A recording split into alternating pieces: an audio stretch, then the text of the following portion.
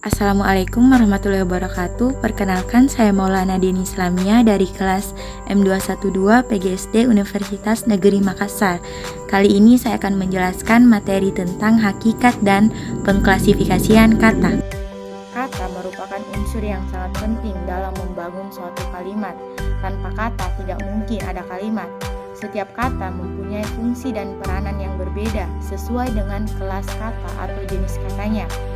Nah, sederhananya, kata adalah sekumpulan huruf yang mempunyai arti.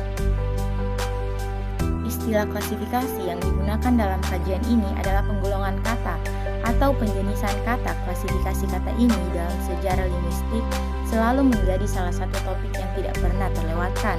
Sejak zaman Aristoteles hingga kini, termasuk juga dalam dunia linguistik Indonesia, persoalannya tidak pernah bisa dituntaskan.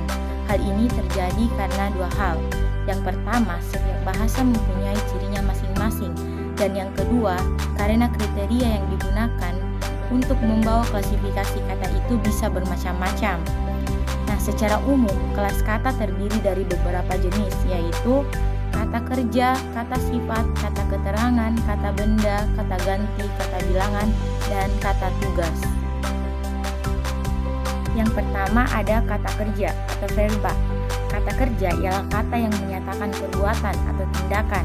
Nah, kata kerja biasanya berfungsi sebagai predikat. Ciri utama kata kerja dilihat dari adverbia yang mendampinginya. Nah, ciri utamanya yang pertama dapat didampingi oleh adverbia tidak, tanpa, dan bukan. Contohnya tidak datang, bukan menangis, dan tanpa makan. Yang kedua dapat didampingi oleh semua adverbia frekuensi, seperti sering datang, jarang makan, kadang-kadang pulang, dan sebagainya. Yang ketiga tidak dapat didampingi oleh kata bilangan dengan penggolongannya. Misalnya, sebuah membaca, dua butir menulis. Namun, dapat didampingi oleh semua adverbia jumlah, seperti kurang membaca, cukup menarik, dan sebagainya. Yang keempat tidak dapat didampingi oleh adverbia derajat. Contoh, agak pulang, cukup datang, lebih pergi, dan kurang pergi. Yang kelima dapat didampingi oleh semua adverbia kata. Contoh, sudah makan, sedang mandi, lagi tidur, akan pulang, hendak pergi, dan sebagainya. Yang keenam dapat didampingi oleh adverbia keselesaian. Contohnya, belum pulang, sudah makan, baru datang. Yang ketujuh dapat didampingi oleh adverbia keharusan. Contoh, wajib datang, harus pulang, dan sebagainya. Yang kedelapan dapat didampingi oleh semua adverbia kepastian. Contoh, pasti datang, tentu pulang, mungkin pergi, dan sebagainya. Yang kedua ada kata sifat atau adjektiva. Nah, kata sifat ialah kata yang dipakai untuk mengungkapkan sifat atau keadaan sesuatu. Misalnya keadaan orang, binatang, dan benda. Nah, kata sifat berfungsi sebagai predikat. Ciri utama adjektiva ialah yang pertama, tidak dapat didampingi adverbia frekuensi, seperti sering, jarang, dan kadang-kadang. Yang kedua, tidak dapat didampingi adverbia jumlah, contohnya jarang bagus, sedikit baru, sebuah indah, dan sebagainya.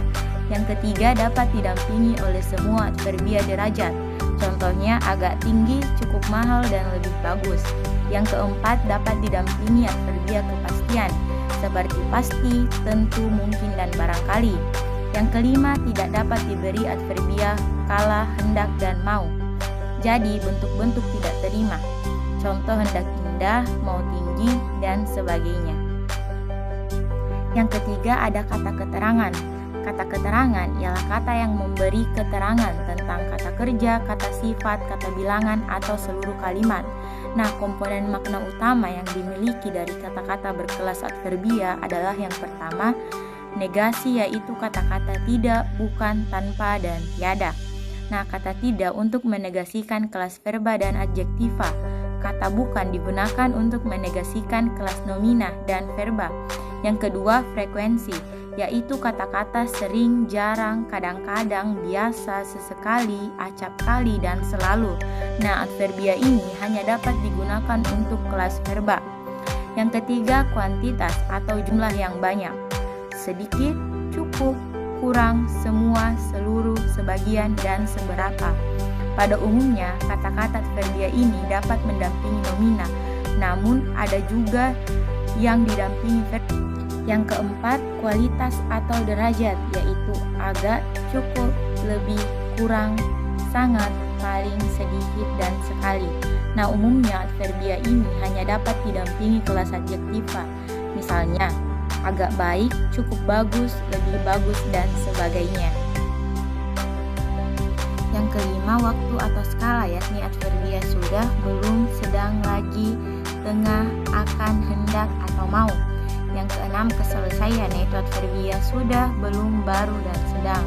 Yang ketujuh, pembatas, yaitu adverbia hanya dan saja. Nah, adverbia ini hanya digunakan untuk kelas verba, kelas nomina, dan kelas numeralia. Contohnya hanya nasi dan nasi saja. Yang kedelapan, keharusan, yaitu boleh, wajib, harus, dan mesti.